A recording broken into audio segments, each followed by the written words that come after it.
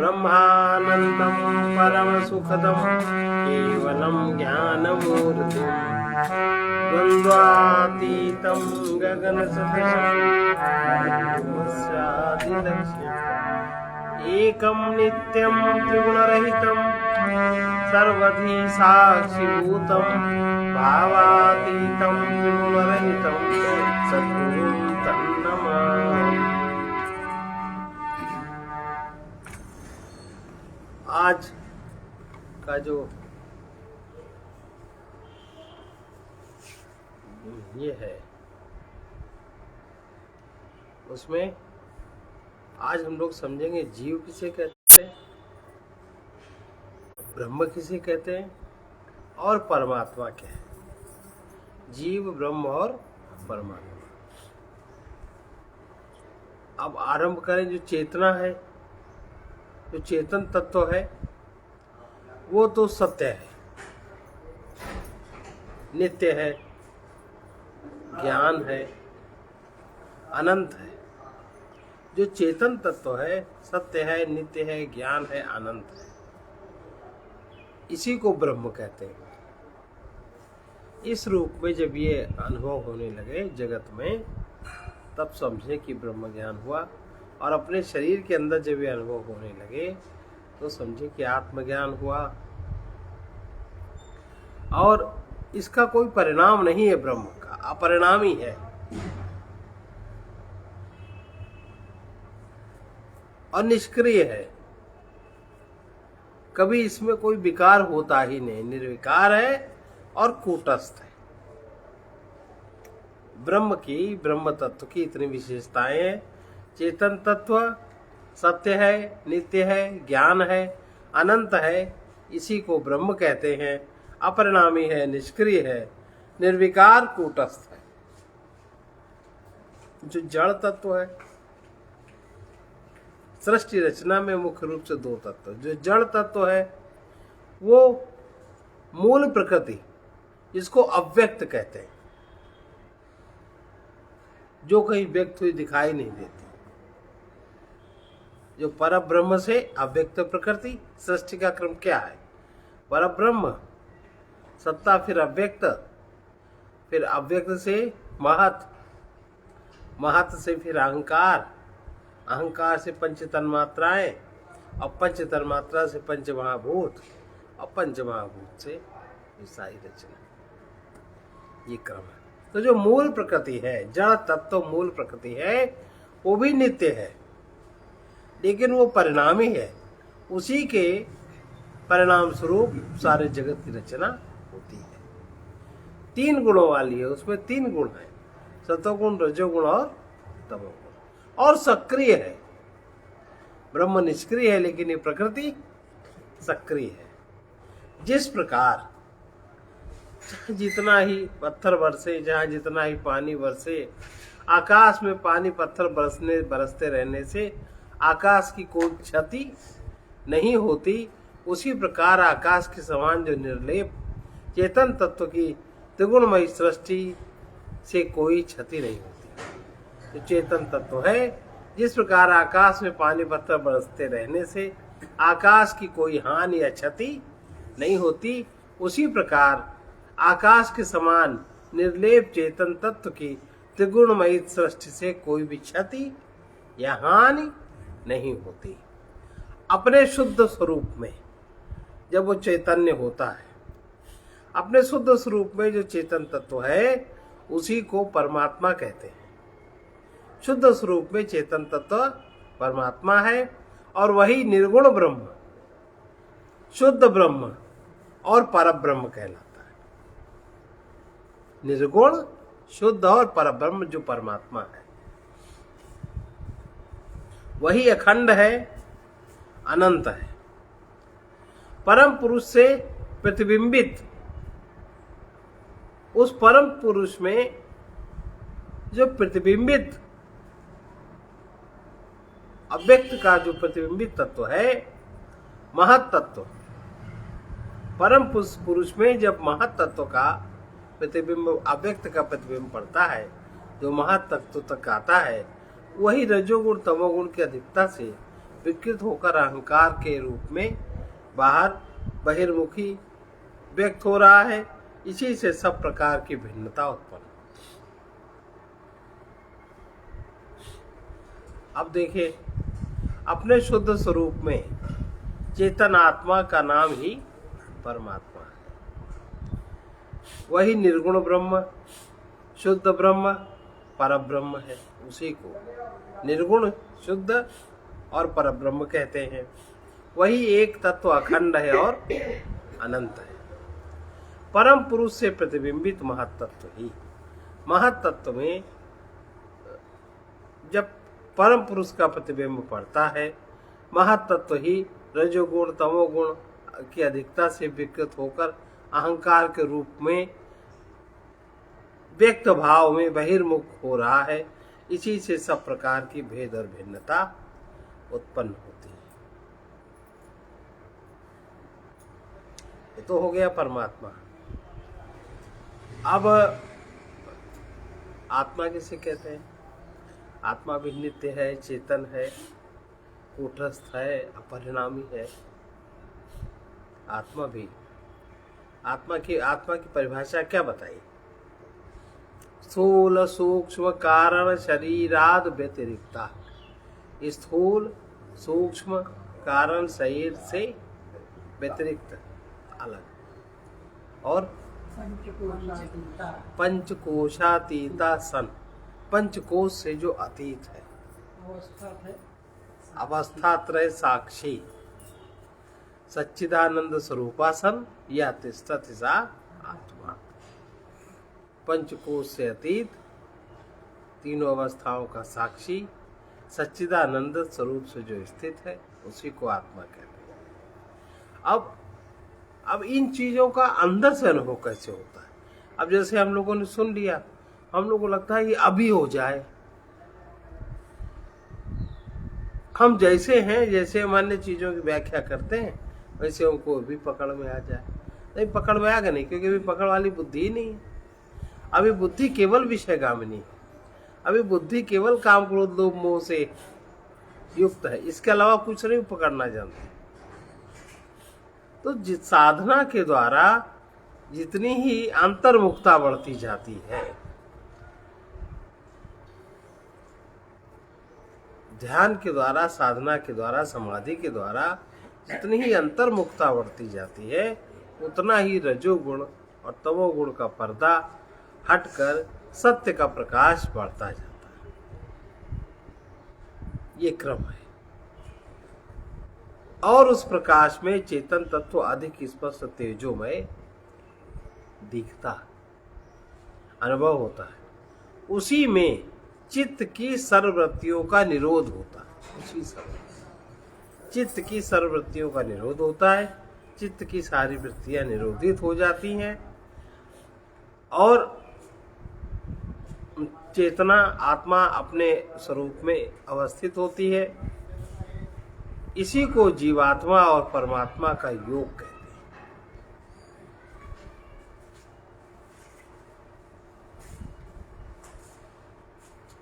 जो, अब जीवात्मा क्या है?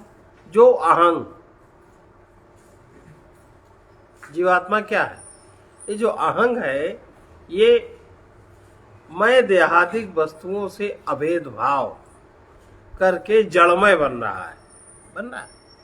ये जो अहम है, ये जड़ देहादिक वस्तुओं से अभेद भाव पूर्वक जड़मय बन जाता है। वही मैं संघात अभिमान छोड़कर चिन्मय हो जाता है। यही योगानुभूति कहलाती है। अब बताओ, ये काम कैसे होगा?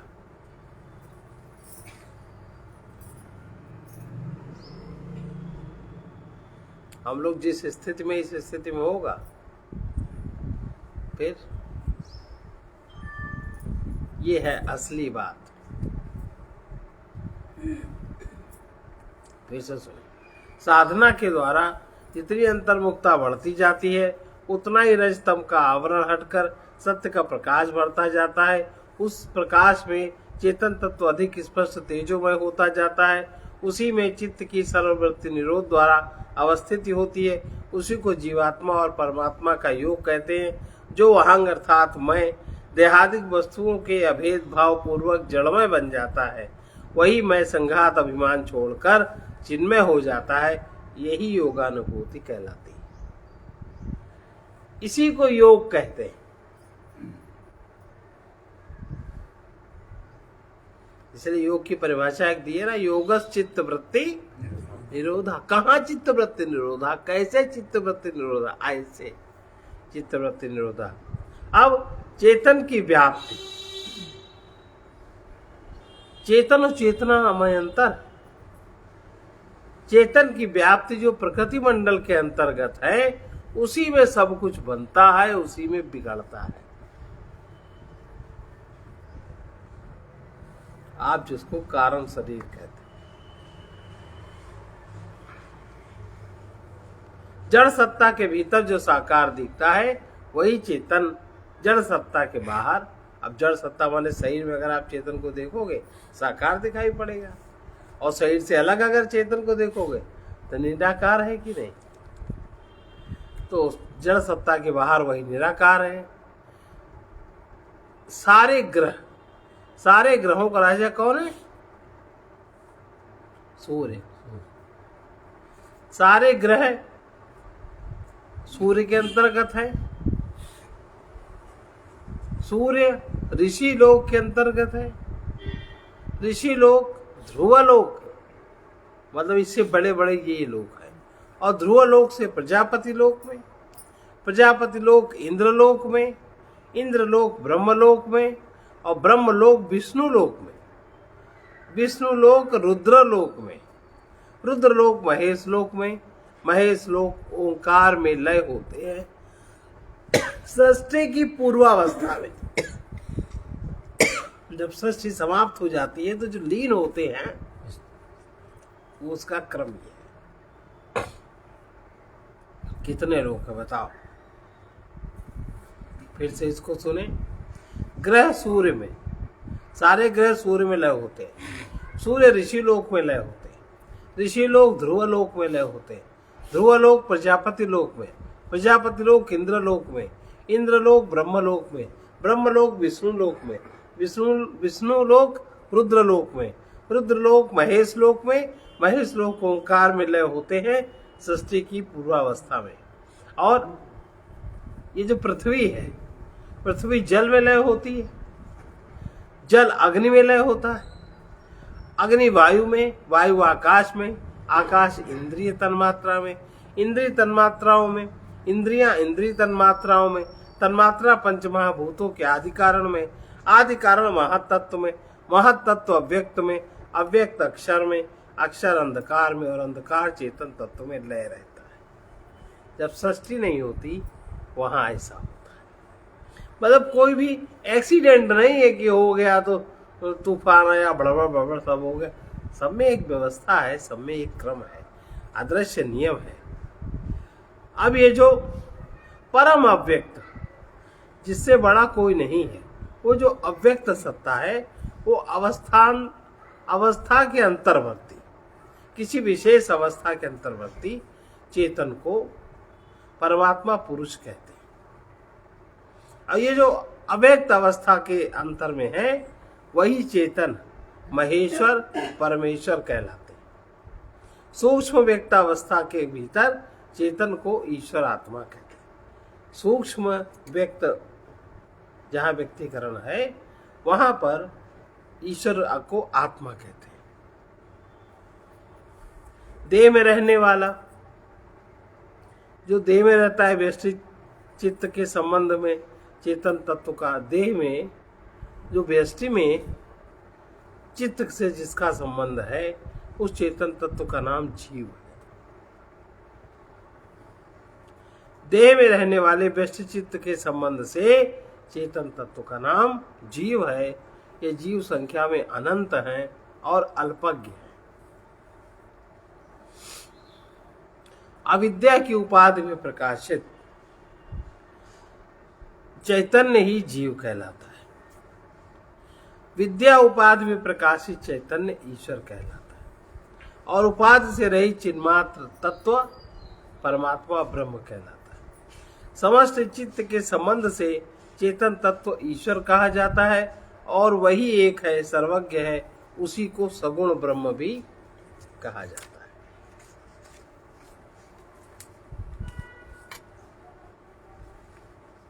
कुछ भी श्रम न करते हुए, कुछ भी न करते हुए, सब कुछ के करने के लिए जहां से बल मिलता है वही प्राणी मात्र का परमात्मा है। आप जब कुछ नहीं करोगे तो हम लोग कुछ भी नहीं करते, तो आपके शरीर में पूरी क्रियाएं हो रही, बुद्धि में पूरी क्रियाएं हो रही। आपको जब जो वक्त से आप जब जो चाहते हो आपको प्राप्त हो जाता है, थोड़े से प्रयत्न से हो जाता कि नहीं हो जाता। तो जहां से ये सब के लिए बल मिलता है वही प्राणी मात्र का परमात्मा है, जिसके विधान में अधिक से अधिक दिया जाता है, अधिक से अधिक नित्य नई सामग्री दी जाती है और भोगी हुई पुरानी वस्तु ली जाती है। वही परमेश्वर है। भोगी हुई पुरानी वस्तु ली जाती है और अधिक से अधिक नित्य नूतन सामग्री दी जाती है, जिसके विधान में वही परमेश्वर है। अब ये सबके साथ हो रहा है कि नहीं हो रहा है? आपके शरीर का भोगा हुआ शरीर जीर्ण शीर्ण, गंदा संदा, रोगी दोषी, आप शरीर को बना डालते हो कि नहीं? और ले लिया जाता है और फिर आपकी इच्छा के अनुसार, आपकी वासना के अनुसार नित्य नूतन शरीर दिया जाता है कि नहीं? आपकी चाह के, वो भी अपनी इच्छा से नहीं देता विधान, आपकी चाह के अनुसार देता है।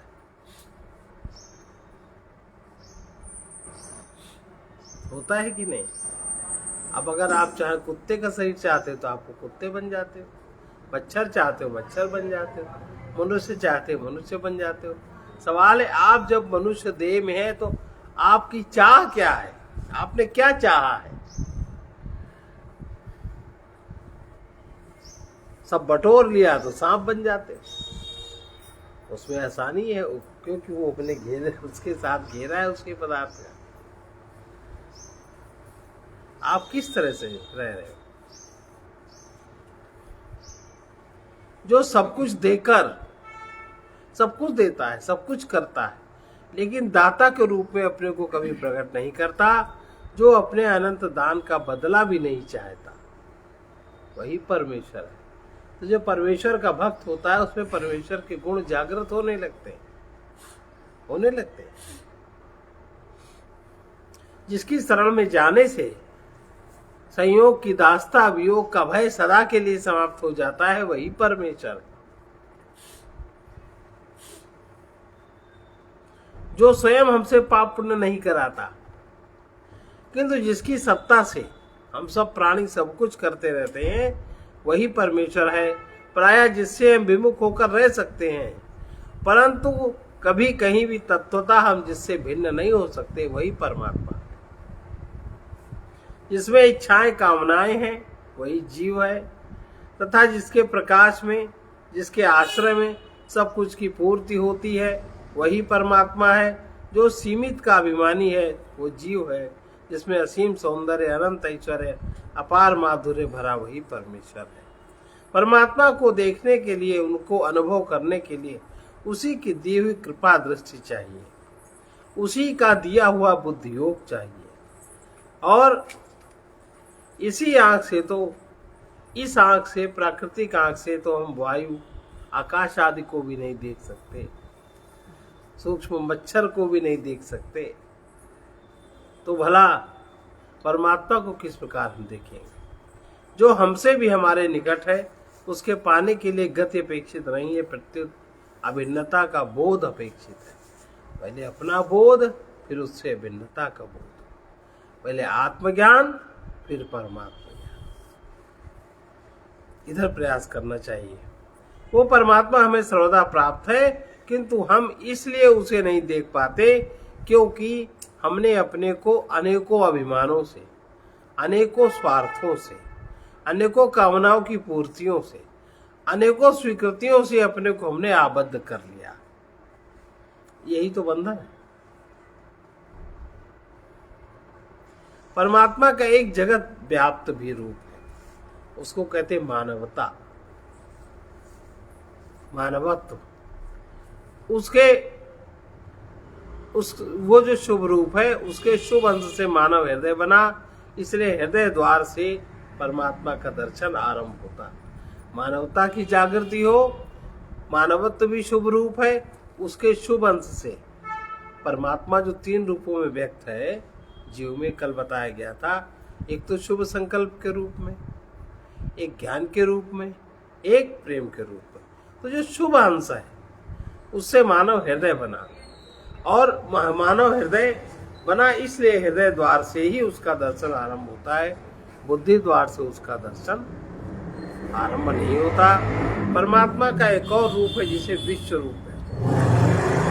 विश्व रूप में शुभाशुभ दोनों की झांकी होती है, संयोग वियोग शुभाशुभ। उसके शुभ से अशुभ से जो परमात्मा का अशुभ अंश है, उससे शुभ अंश की महिमा बढ़ती, और अशुभ सदा ही शुभ के असीम सौंदर्य माधुर्य का पोषण किया करता है। उसमें दोनों रहते हैं। वेदों में परमेश्वर के शिव स्वरूप का, सौम्य रूप का, घोर रूप का, रुद्र, इन 3 रूप का वर्णन मिलता है। परमात्मा का और भी एक स्वरूप है जो शुभ और अशुभ से परे है, जिसको गीता में बताया। गीता में बताया, ज्ञान यज्ञेन चाप्यन्ते यजन्तो मामुपासते एकत्वेन पृथक्त्वेन बहुधा विश्वतो मुखम्। ज्ञान यज्ञ के द्वारा जो मेरी उपासना करते हैं, वे एकत्व से, एकता से, पृथकत्व अनेकता से और बहु रूप से मेरा ही व्यापक रूप से भजन करते हैं।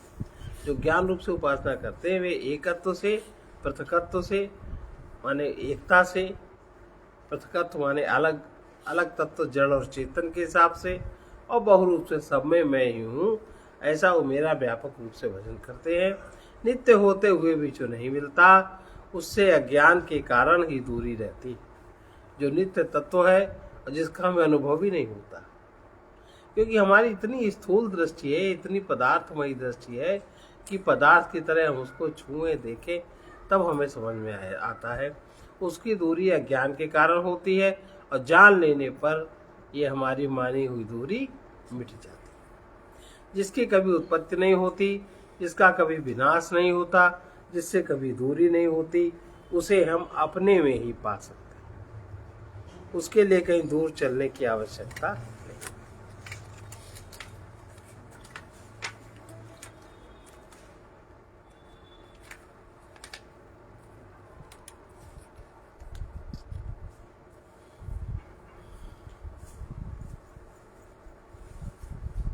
प्रत्येक मनुष्य का मन सुंदरता में मुग्ध हो, सौंदर्य में आकर्षित होता है। ये स्वाभाविक है हृदय के प्रति, और मधुरता में आकर्षण बढ़ता है। ऐश्वर्य के आगे नत होता है। सुंदरता में मुग्ध होता है, मधुरता में आकर्षित होता है, ऐश्वर्य के आगे नत होता है। जिससे अनुपम सौंदर्य हो, जिसमें अनुपम सौंदर्य हो, असीम माधुर्य हो, अजय ऐश्वर्य हो, वही भक्तों का भगवान कहा जाता है।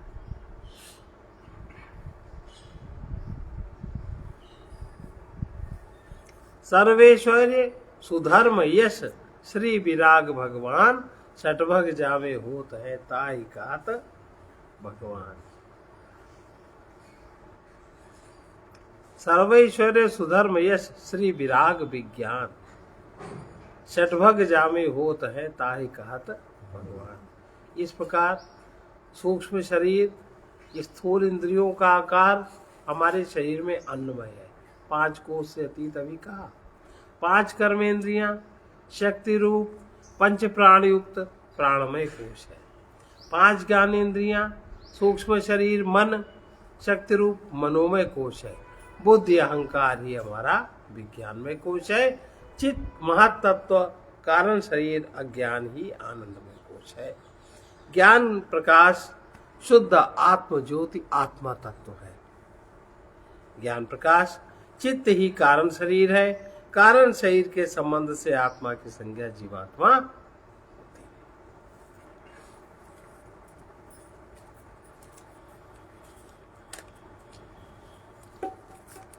चैतन्य पुरुष और जड़ चित्त में, चैतन्य पुरुष और जड़ चित्त में, जड़ चित्त में अभिन्नता की प्रतीति जिसे होती है उसी को अहंग अस्मिता कहते हैं। अहंग और अस्मिता।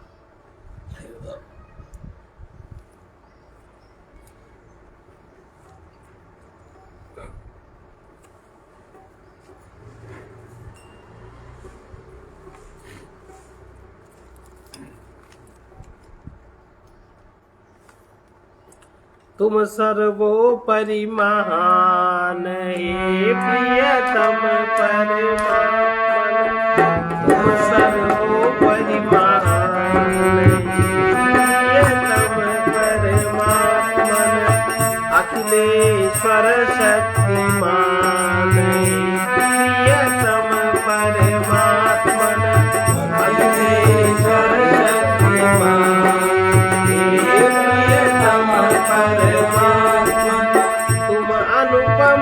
अकथनीय अगम अगोचर अव्यय, तुम अनुपम अकथनीय अगम अगोचर अव्यय, तुम अनादि विश्वम्भर हे परमेश्वर जय जय, तुम अनादि विश्वम्भर हे परमेश्वर जय जय, जीवन ज्योति प्राण हे प्रियतम परमात्मन, तुम जीवन ज्योति प्राण हे प्रियतम परमात्मन, तुम सर्वोपरि महान हे प्रियतम परमात्मन,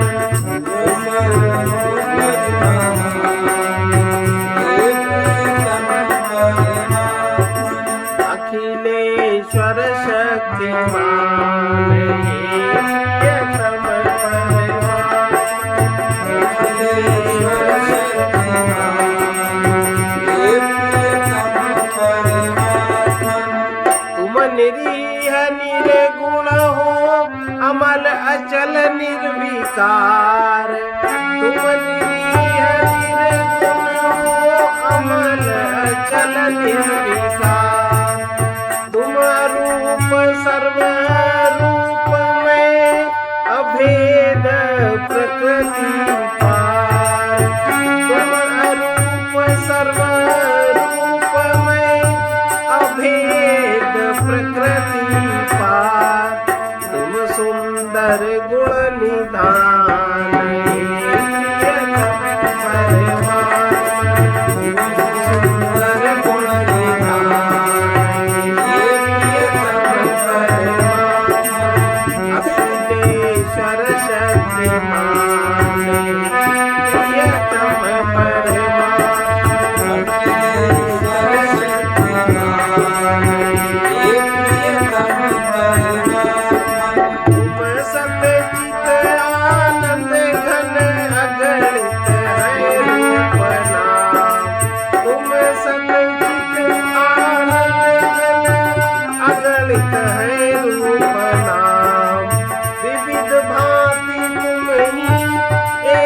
सबके नैनाभिराम, विविध भांति तुम ही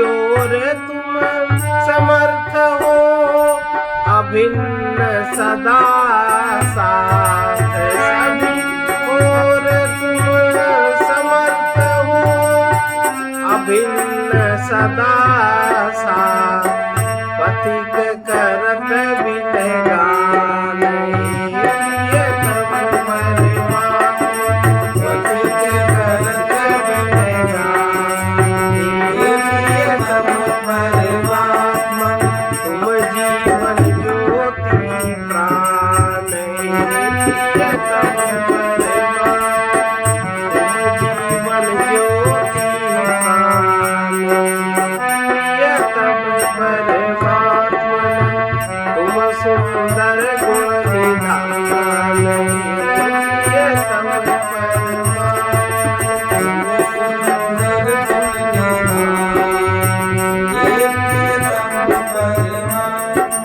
जानत बिरले सुजाने प्रियतम परमात्मा, जानत बिरले सुजाने प्रियतम परमात्मा, तुम सर्वोपरि महान प्रियतम परमात्मा, तुम सर्वोपरि महान प्रियतम परमात्मा।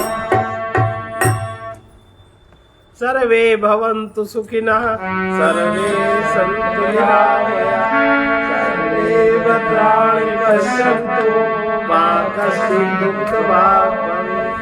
ॐ पूर्णमदः पूर्णमिदं पूर्णात् पूर्णमुदच्यते पूर्णस्य पूर्णमादाय पूर्णमेवावशिष्यते। ॐ शान्ति शान्ति।